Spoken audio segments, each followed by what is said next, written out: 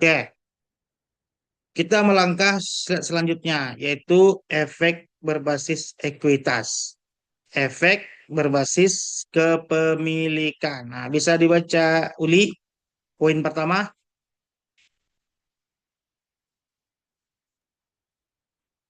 Efek yang objek transaksinya adalah kepemilikan perusahaan.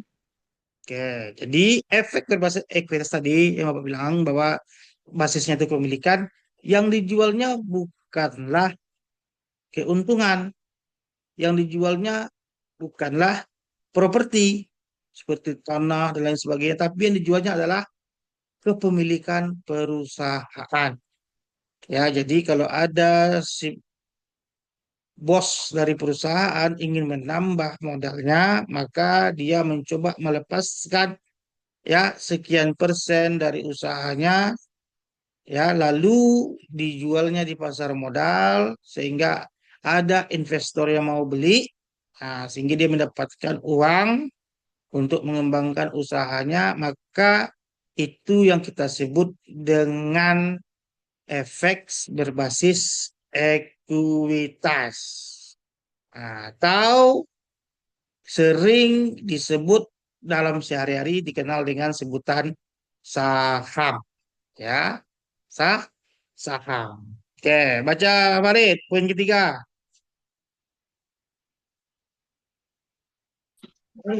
Saham yang diterbitkan dan ditransaksikan di pasar modal akan berpengaruh terhadap komposisi pemilik perusahaan atau pemegang saham. Nah, jadi kalau dia melepaskan kepemilikannya kepada publik melalui pasar modal tadi, maka kepemilikan dari yang punya perusahaan itu akan berkurang. Kalau kita ibaratkan pertama dia memiliki kepemilikan 100%, kalau dia melepaskan 20% kepada publik berbasis efek kepada pasar modal, maka kepemilikannya tinggal 80%. Dan 20% siapa yang memiliki? Itu yang kita sebut dengan efek yang bisa dibeli oleh masyarakat luas, ya, oleh masyarakat banyak. Oke, ya. Bagaimana Pak? Kok orang mau beli? Ya, karena orang mau beli karena nanti di akhir tahun atau periode buku dia akan dijanjikan dividen. Apa itu? Keuntungan dari perusahaan. Nah, tapi dalam tataran mencapai 1 tahun tersebut yang memiliki efek, ya efek ini atau saham ini bisa memperjualbelikan kepada orang lain, tapi dengan catatan melalui pasar modal yang mana regulasinya dan pengelolanya sudah ditetapkan oleh pemerintah. Nah, bukan seperti kita membeli produk-produk pada hari ini, ya yang mana pasarnya tergantung kita milihnya. Kalau kita nggak suka atau merasa pasar A itu lebih mahal, maka pindah kita coba ke pasar B. Tidak, kalau ini pasarnya satu saja. Tapi disitulah orang-orang jualan efek tersebut. Ya, oke. Ada pertanyaan, silakan. Nggak ada, kita lanjut ya. Efek berbasis utang. Baca Miranda, poin pertama. Miranda, tidur Miranda nih. Efek Oke. yang objek transi- transaksinya adalah utang perusahaan. Oke, efek yang objek transaksinya adalah utang perusahaan. Apakah ini saham? Tidak. Efek yang objek transaksinya adalah utang perusahaan itu bukanlah saham. Apa ini contohnya? Contohnya yang sehari-hari kita sebut dengan obligasi. Ya, contohnya seperti ini. Dalam kita meminjam dana itu, meminjam uang, ada melalui pendekatan bank, ada melalui pendekatan investor langsung. Nah, ini ya pendekatannya bukan pakai bank, tapi pakai investor. Ya, pakai investor. Di mana dicarinya investor? Di pasar modal tadi. Karena disitulah berkumpul investor yang ingin menangkap peluang-peluang keuntungan. Jadi, contohnya nih, si pengusaha ingin menambah aset atau menguatkan bisnisnya atau memperluas bisnisnya tanpa mengurangi kepemilikannya. Dia ingin tetap 100%. Maka si pengusaha mencoba ya melakukan efek berbasis hutang. Artinya dia meminjam uang investor dan memberikan margin ya atau bunga bahasa konvensionalnya kepada investor. Siapa yang mau ambil. Nah, jadi tertariklah para investor yang ada di pasar modal untuk mengambil peluang tersebut. Nah, ya, sesuai dengan tadi, dia harus melalui ya perantaranya atau pasarnya adalah pasar modal.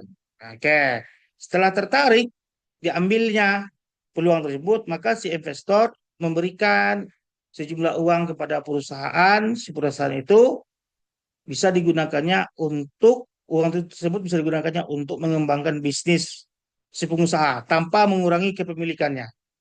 Lalu si investor nantinya sesuai perjanjian, apabila perjanjiannya 5 tahun atau 6 tahun, akan mendapatkan uangnya lagi pengembalian dan beserta marginnya.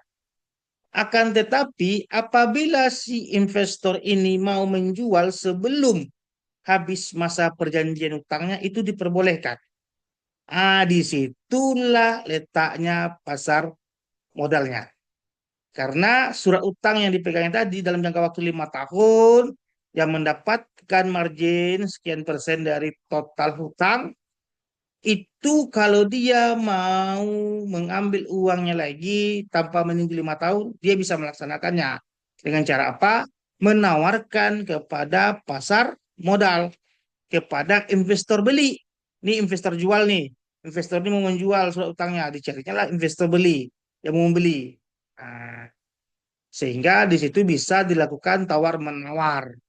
Ya, ya, kalau dalam 5 tahun ke depan dia mendapatkan marginnya contohnya 5-10%, maka karena dia butuh uang cepat nih, dia tidak perlu 5 tahun menunggu, bisa 3 tahun atau bisa hitungan hari atau hitungan jam.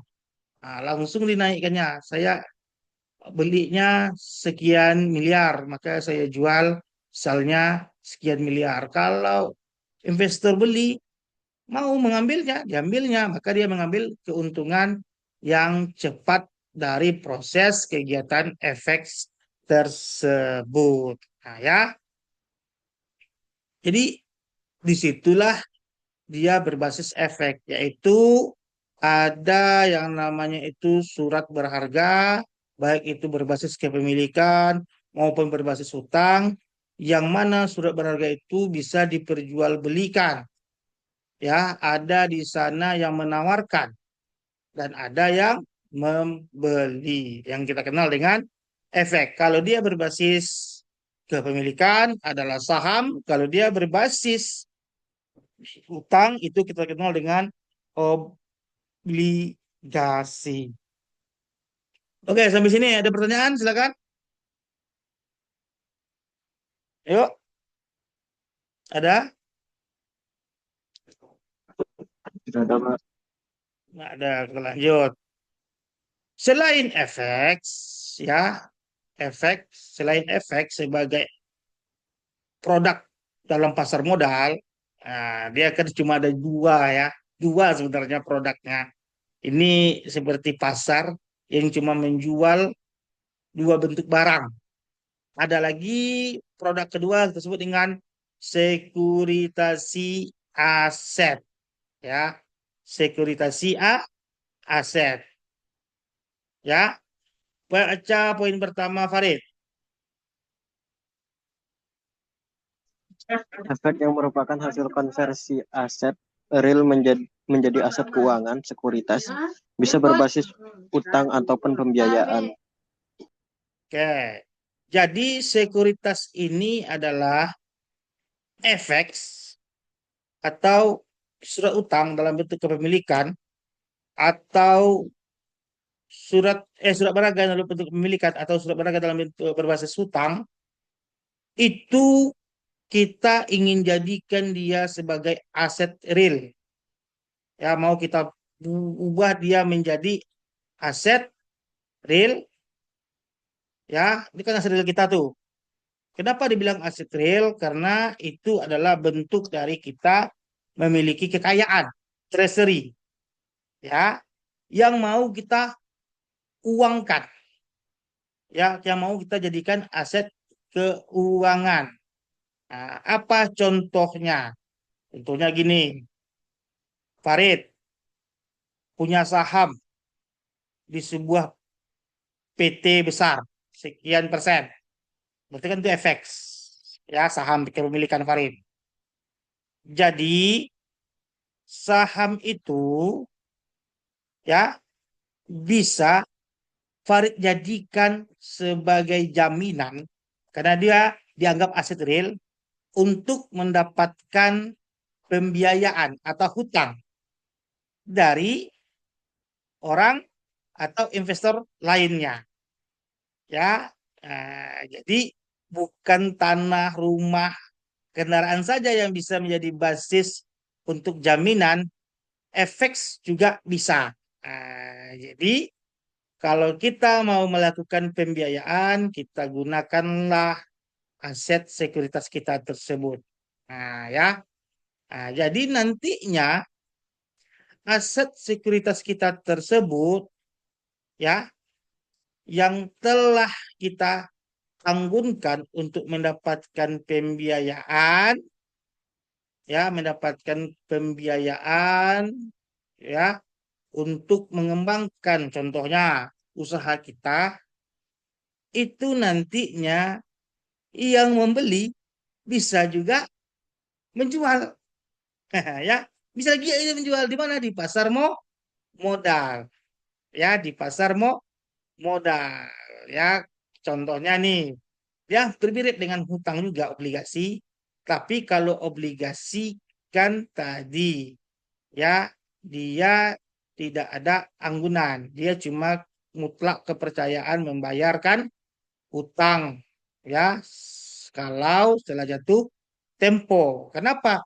Karena yang menjadi investor belinya tidak mendapatkan jaminan aset apapun. Tapi ini dia mendapatkan jaminan, yaitu efeknya sendiri. Jadi efek tersebut, ya, nantinya surat berharga dari penjaminan efek tersebut untuk mendapatkan modal yang baru, itu investor beli bisa juga menjualnya lagi, ya, menjual. Artinya apa? Efek dijadikan jaminan, lalu surat jaminan efek tersebut bisa dijual kembali untuk supaya menghasilkan keuntungan. Ya, menghasilkan keuntungan. Itu kita sebut dengan maksudnya adalah sekuritasi aset. Tapi dalam bentuk efek kita, bukan dalam bentuk aset-aset yang biasa kita ketahui seperti tanah, mobil, bukan seperti itu. Jadi yang dijadikan jaminan adalah efek atau surat berharga kita yang kita miliki, baik itu berbasis kepemilikan atau saham maupun berbasis utang, yaitu obligasi, demi kita bisa meminjam pembiayaan. Di mana kita bisa meminjam pembiayaan ini? Biasanya kita bisa berbasisnya itu kepada langsung investor lagi, atau bisa kita lakukan pada perbankan, ya, pada perbankan. Kenapa dia disebutkan dalam kegiatan pasar modal? Karena yang menjadi jaminannya adalah produk dalam pasar modal, ya, produk dalam pasar modal. Nah, Disitulah tipis-tipisnya nih perbedaannya nih. Kalau kita bicara obligasi, ya kita buat surat utang, ya kita buat surat utang, lalu kita tidak perlu memberikan jaminan langsung kepada yang tempat kita berutang.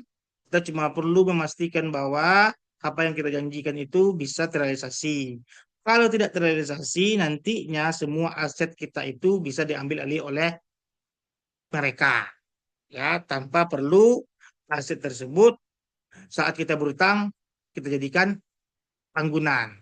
Nah, ya, nah, itu contoh obligasi. Tapi sekuritisasi aset itu efek yang telah kita beli tadi kepada perusahaan, ya, yang dari perusahaan itu surat berharganya bisa kita jadikan anggunan lagi untuk mendapatkan pembiayaannya. Jadi dia berlanjut terus tuh kegiatan efek-efek tersebut. Oke. Ada pertanyaan silakan. Tahu ya, kalau efek berbasis kepemilikan saham, efek berbasis utang adalah obligasi, sedangkan sekuritisasi adalah pembiayaan atau utang yang kita peroleh dari kita menganggunkan efek yang kita miliki. Oke, ada lagi pertanyaan silakan.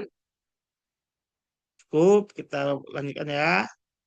Setelah itu ada lagi yang kita sebut dengan reksadana. Nah, reksadana ini biasanya adalah sebuah bentuk kegiatan mengumpulkan dana masyarakat untuk diinvestasikan ke dalam efek, baik itu obligasi maupun saham. Biasanya sih kita sebagai pemilik, ya, memiliki kekayaan atau pemilik uang tidak langsung terlibat dalam kegiatan ini. Kita cukup mempercayakan uang kita kepada lembaga reksadana ini, nanti dia akan mencarikan saham-saham yang probability keuntungannya atau potensi keuntungannya itu bisa terwujud. Nah, ini dikelola oleh manajer investasi. Nanti kita bicarakan nih, ada sisi-sisi nanti ya. Oke, selanjutnya perusahaan efek atau perusahaan sekuritas. Nah, oke, baca Farid poin pertama. Lu terdengar suara? Investor dalam melakukan transaksi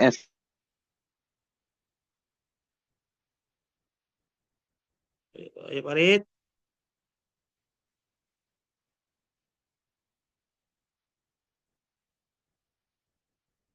tidak bisa ya. Oke, perusahaan efek atau perusahaan sekuritas. Apa itu perusahaan efek?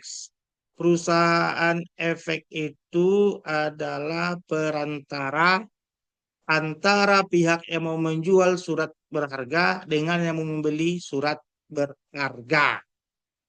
Ya, antara yang mau menjual surat berharga, yang mau membeli surat berharga, baik berbasis kepemilikan maupun berbasis hutang. Sedangkan perusahaan sekuritas tidak jauh berbeda. Bedanya kalau tadi surat berharga berbasis kepemilikan dan berbasis hutang pada perusahaan efek, sedangkan perusahaan sekuritas itu yaitu berbasis, ya, melakukan anggunannya memakai efek. Nah, jadi ini ada nih, ya, orang yang memiliki saham atau memiliki obligasi, dia mau mencari modal, ya, mencari modal, tapi yang dijadikannya aset real atau aset nyatanya adalah efeknya sendiri, baik saham ataupun obligasi. Nah, lalu dia menghubungi di perusahaan sekuritas, ada nggak Pak yang mau? Saya mau butuh dana sekian nih. Oke, biasanya itu perbankan, bank ya, bisa menjadi perusahaan sekuritas. Oke, lalu bank, ya, mencarilah yang namanya itu, yaitu sumber dana untuk bisa membiayai. Biasanya dia memakai dana pihak ketiga yang dimilikinya. Nah, dibiayainya lah perusahaan tersebut dengan jaminan efeknya, baik itu obligasi maupun saham. Kenapa pasar modal itu dikatakan ikut campur? Karena yang menjadi jaminannya bukanlah ya dia minjam uang di bank melalui bentuk mekanisme sekuritas. Yang menjadi jaminannya itu bukanlah mobil, tanah, rumah atau emas. Yang menjadi jaminannya adalah surat berharga, baik saham maupun obligasi. Maka supaya transaksinya terang benderang, dilibatkanlah pasar modal di sana untuk menjelaskan dinamika fluktuatif dari harga itu nantinya. Kenapa? Risikonya kan ya kalau tanah ya itu bisa lama kelamaan bisa naik harganya. Walaupun nanti bank cuma mau mengcover pinjamannya 70% dari harga tanah tersebut. Tapi yang namanya efek itu belum tentu bisa. Karena apa? Karena pihak bank ini yang menjadi perusahaan sekuritas ini bukanlah pihak yang langsung berhubungan dengan perusahaan. Ya, dia coba menjadikan itu sebagai aset jaminan untuk memberikan pembiayaan kepada pengusaha itu. Maka dia perlu melibatkan si pengelola pasar modal untuk memastikan bahwa surat berharga ini benar adanya dan memastikan bahwa nantinya ini bisa dijadikan aset dalam melunasi kalau terjadi kredit macet bagi sisi pengusaha. Maka disitulah dikatakan sekuritas itu menjadi salah satu indikasi pasar modal karena ada keterlibatan dari yang menjadi regulator dan tempat jual beli produk efek itu sendiri. Oke, kita lanjut ya.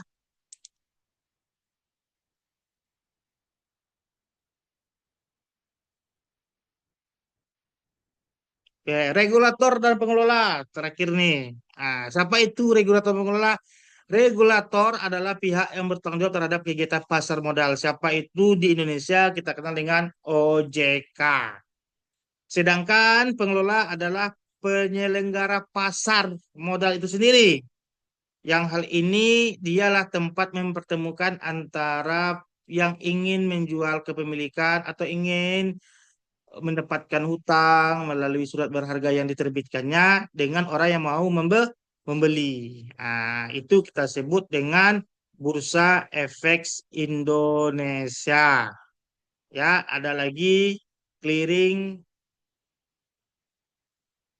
Pinjamin Efek Indonesia, ada lagi Kustodian Sentral Efek Indonesia. Tapi biasanya yang lebih banyak diminati oleh masyarakat ada pada Bursa Efek Indonesia karena cakupannya lebih luas. Dia bisa terlibat dalam bentuk obligasi, bisa terlibat dalam bentuk kepemilikan atau saham, sehingga dia menjadi tempat yang paling minati. Tapi pada dasarnya ada tiga ya. Ada bursa efek, ada clearing penjaminan efek, ada kustodian efek.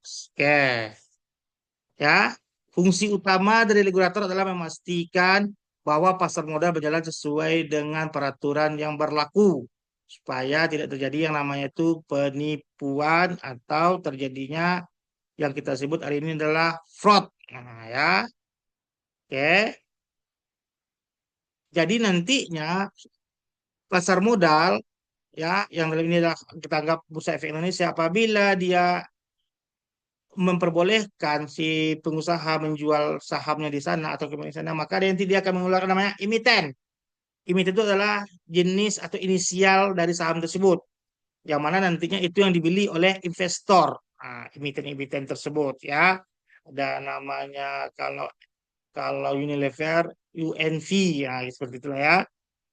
Di sana nanti terjadi tawar menawar nih membeli saham tersebut setelah dijual dilepaskan terjadi tawar menawar ya tawar menawar. Oke, sekian dulu dari Bapak ya.